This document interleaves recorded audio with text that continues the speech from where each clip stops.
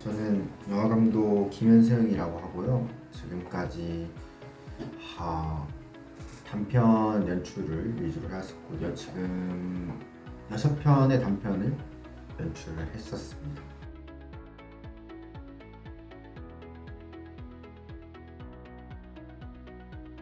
지금 오늘 이제 대본 리딩하고 배우 미팅하고 한 이 작품은 루프탑 오디세이라는 작품이고 제 7번째 연출 단편이 될 영화고요.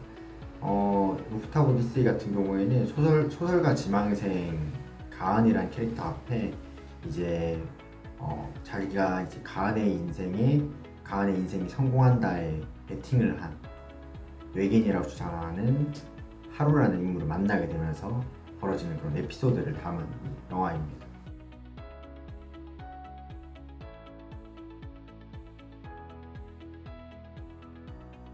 사실은 그냥 다양하게 받는 것 같아요. 제가 정확히 누가 말씀하셨는지 기억은 안 나지만은 소재를 받는 그런 영감 이런 것들은 좀 주변에 다 널려 있다 이런 말을 전해 들은 적이 있거든요. 그래서 길을 걷다가 생각이 들기도 하고요. 무언가를 하다가 그거와 연계돼서 생각을 하기도 하고 음악을 듣다가도 생각을 하기도 하고 영화를 볼 때도 생각을 하기도 해요. 그래서 가끔 어떤 특정한 영화를 이제 극장에서 보고 있다 보면은 그 영화를 보면서도 그 영화 내용이나 혹은 영화 바깥의 그런 연출적인 것들 그런 것들에 대해서 어떻게 그런 것들을 준비를 하고 지금 하고 있는 걸까 연출을 하고 있는 걸까 그런 것들을 생각을 하다 보면 이제 생각이 원래 꼬리에 꼬리를 물잖아요. 그래가지고 뭔가 소재에 영감을 얻기도 하고요.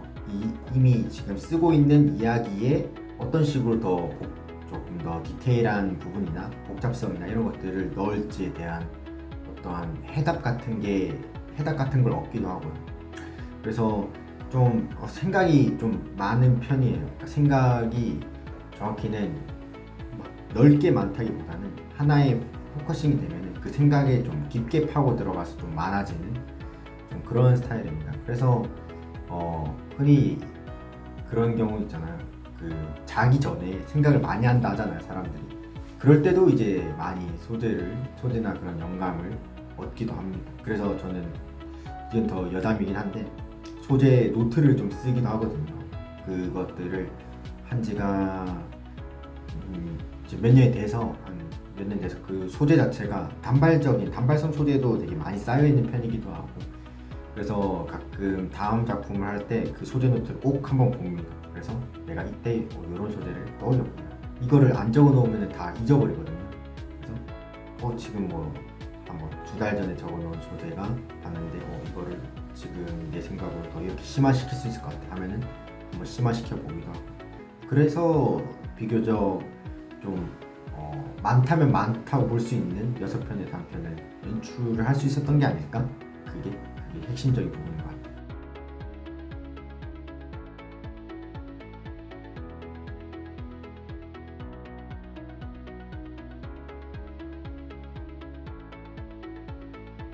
저는 일단 제일 좋아하는 감독님은 좋아하는 감독님은 많지만 제일 좋아하는 분은 한 분으로 무조건 고정되어 있는 것 같아요. 봉준호 감독님이고 봉준호 감독님의 그런 독특한 포지션의 영화들 그런 것들 좋아하고 사회풍자나 그러면서도 마냥 그런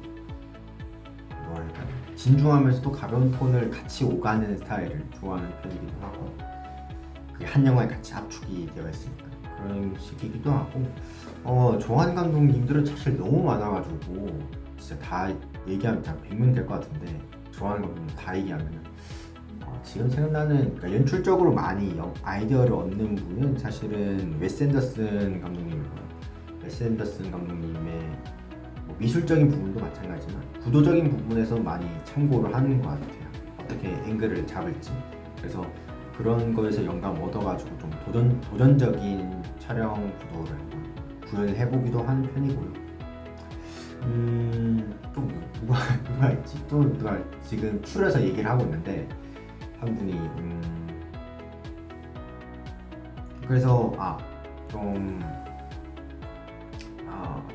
크게 보면 두 분인 것 같아요. 봉준호 감독님이랑 이제 웨스 앤더슨 감독님 크게 보면 두 분인 것 같고, 사실은 저는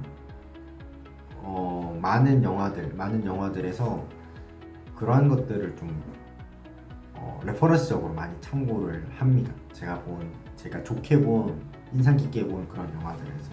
그래서 군데군데 다 섞여 있어요.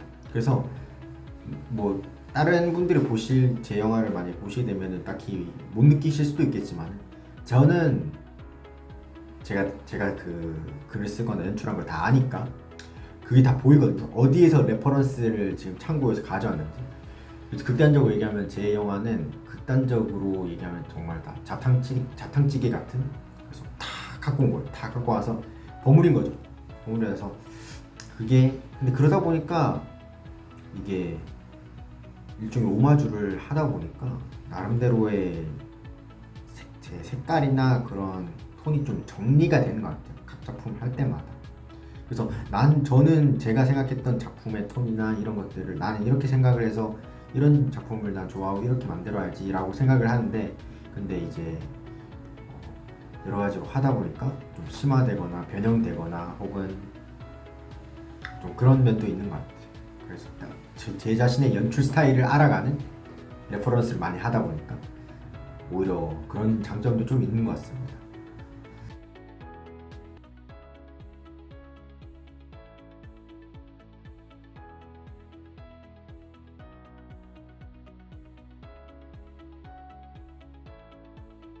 아까 레퍼런스 얘기를 했는데, 레퍼런스 및 오마주에 대해서 얘기했는데 그 부분하고 딱 연결돼 있어요. 2001 스페이스 오디세이, 스탠리 큐브릭 감독의 아마 67년작일 텐데, 그 영화에서 연출적으로 굉장한 영감을 받았고, 그게 이 작품을 쓰는 데에 일종의 원동력 같은 동기도 되기도 했고, 그래서 그렇게 썼는데, 그래서 실제 아마 시나리오 상에서는 다 적진 않았지만 연출적으로 굉장히 많은 그런 음악적인 활용 부분이나 혹은 구도적인 부분이나 연결적인 부분이나 그런 것을 많이 참고를 할 것 같고요.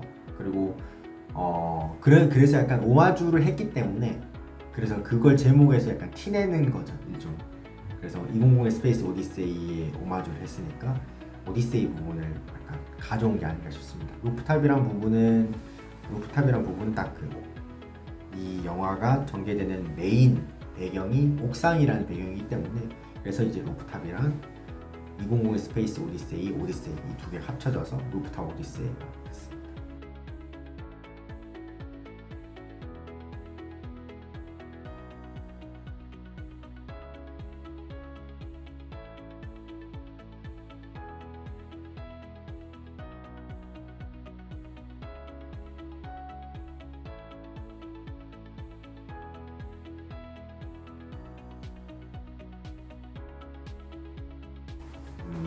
많은데, 가은 같은 경우에는 그런 느낌이 들었어요. 그러니까 가은이 되게 소극적인 인물인데, 누가 봐도 소극적인 소극적인 캐릭터의 그런 느낌을 주는 배우는 아니었으면 좋겠다.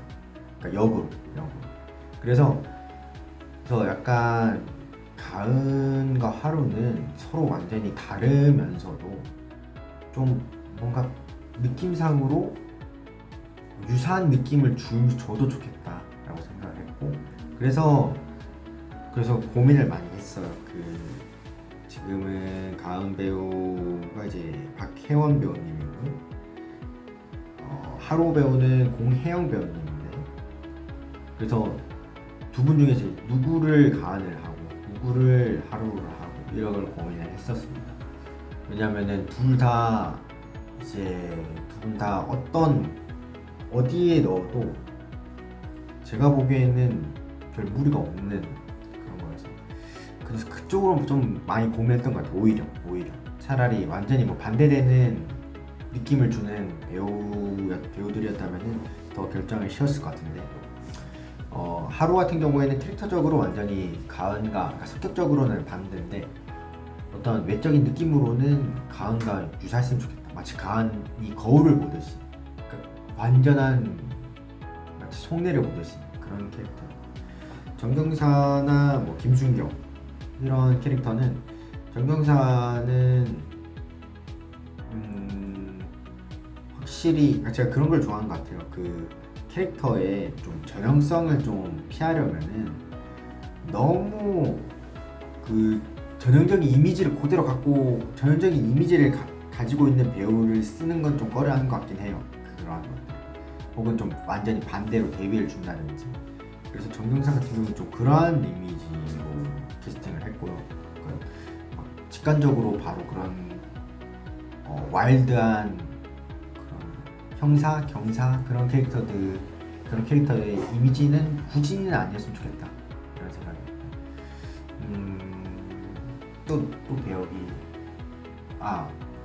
그 출판사 사장이었는데 출판사 사장 같은 경우에는 출판사 사장 그러니까 굳이 따지면은 그런 전형성에서 제일 덜 벗어난 캐릭터를 하면은 좀 출판사 사장인 것 같아요. 근데 출판사 사장이 그 포지션으로 좀 특이한 면이 있으니까 그런 식으로 구상한 것 같아요. 제가 말을 해놓고도 지금 일관적이지 않아가지고 뭔 말하는 건지 모르겠는데 일단은 좀 각 배역을 생각할 때 뭐 요약을 하자면은 별 생각을 다 합니다. 그냥 별 생각을 다 하면서 이 배우 저 배우 이런 배우 저런 배우 다 생각을 하면서 이미지를 매칭을 하는데 결국은 사실은 뭐 정해진 답이나 일관적인 원칙은 딱히 없는 것 같아요. 제 그때의 생각이나 그때의 느낌이나 배우를 봤을 때 느낌, 개인적인 느낌이나 그런 것들을 다 보는 거라서 딱 한 가지 빼고는 그냥 다 제 생각이나 느낌을 따라서 다 다릅니다. 너무 전형적인 배역에 너무 전형적으로 어울리는 이미지는 피하자. 이거 빼고는 다 제 개인적으로 다 배역만 생각을 하면서 캐스팅하는 것 같습니다.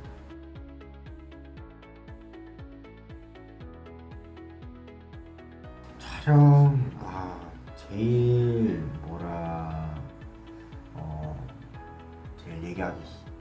제일 얘기하기 싫은 부분인데 그냥 촬영이 모르겠어요. 감독은 딱히 즐겁진 않은 것 같아요. 촬영을 할 때 감독은 그냥 머릿속 생각할 때 재밌는 것 같고 촬영은 그냥 모르겠습니다. 약간 지금 뭐 단편 아까 뭐 많다면 많고 적다면 적은 6편 연출이고 현장에도 스텝으로 몇 번 가고 광고나 영상 이런 데 가지만 그러니까 현장에 가는 것 자체가 공포인 것 같아요. 잔가 자체가 이게 뭐 다른 스텝이나 배우들이라고 해서 막 현장 가는 게 뭐 당연히 두렵죠. 어떻게 보면 안 들어오면 사실은 거짓말 생각이 들어요. 왜냐면은 수많은 아무리 단편이라도 많은 사람들 다 있고 하는데 안 들어오면 거짓말일 것 같고 근데 감독은 뭐 제가 뭐 감독의 포지션이니까 봤을 때 좀 두려운 게 있는 것 같아요. 두려운 게 좀 상대적으로 더 크게 느끼는 것 같아요. 두려움. 그래서 현장 가는 길이 지옥이죠. 현장 가는 길이 심리적으로 지옥이죠. 왜냐면 현장에는 너무 수많은 변수가 나를 기다리고 있을 거고 거기에 스태프들과 배우들이 나를 향해서 어떠한 수많은 질문을 했을 때 뭐 다른 감독님들은 모르겠어요. 배우님들이나 스태프분들이 저한테 질문을 했을 때 이거 어떻게 하면 좋을까요? 질문을 했을 때 저는 대부분은 제가 생각하지 못한 질문들이 많아서 그래서 그때 생각을 해요. 그때 질문을 받으면 그때 생각을 하는 거죠. 그러니까 근데 마음 같아서는 저 잘 모르겠는데 뭐 이러고 싶지만 근데 그러면 안 되잖아요. 그러면은 그래서 저도 그때 이제 생각을 하고 그때 생각을 확장을 하는 거죠. 그래서 이게 현장의 뭐 좋은 점이기도 한데 그래서 그런 부분들 그래서 이건 저뿐만 아니라 어떤 봉준호 감독님이나 수많은 어떤 뭐 스티븐 스필버그 감독님이나 제일 두려운 게 집 갈 때 집이란다 그 현장 갈 때여서 안녕하세요. 괜찮겠어요. 현장 갈 때여가지고 그래서 현장 갈 때 좀 두려운 지금 뭐 촬영적인 느낌만 제가 얘기를 했는데 그냥 촬영 같은 경우는 회차는 한 2회차? 많이 가면 3회차 정도 나오고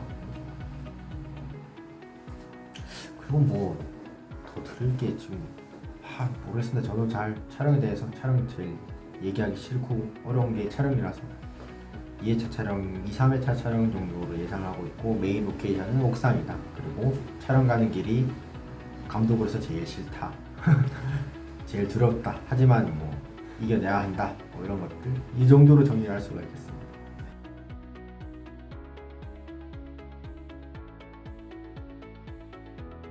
포탑 오디세이가 이게 단편 같은 경우에는 저는 개인적으로 뭐 어쩔 수 없는 부분이긴 하지만 좀 아쉬운 게 단편은 관객들을 만날 수 있는 창구가 좀 제한이 되어 있는 면이 있는 것 같아요.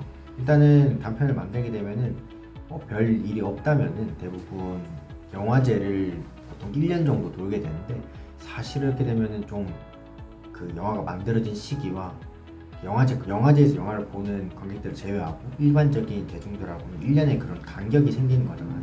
그리고 사실 영화제마다 혹은 뭐 영화의 특성에 따라서 더 영화제를 돌 수도 있고 근데 그렇게 되면은 영화제의 최초 상영이라는 그 일종의 프리미어 조건 때문에 역설적으로 더 관객들하고 멀어지게 되거든요.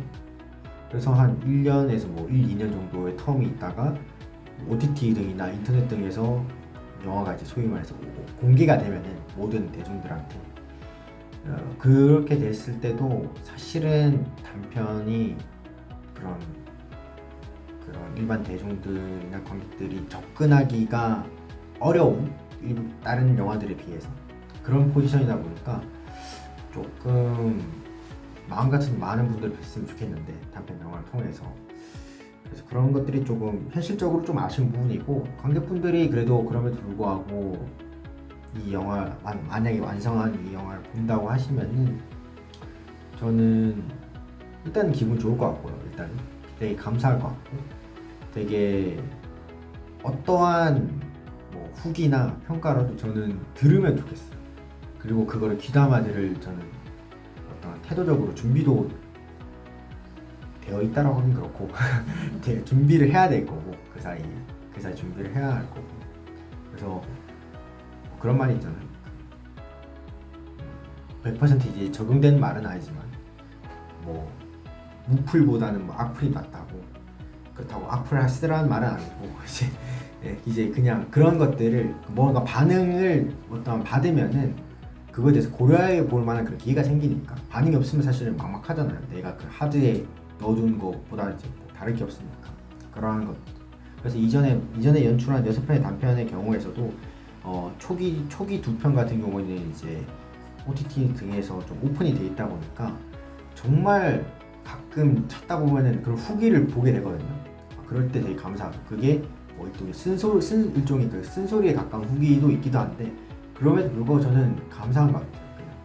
그런 반응이 그걸 다 보시고 반응을 해주시고 후기를 남겨주신다는 것 자체가 그래서 그런 것들 지금은 많지는 않지만 그런 것들 토대로 다음 작품을 만들 때 더 원동력이 되거나 어떻게 더 발전시켜야 될지 좀 생각을 하는 편인 것 같습니다. 네.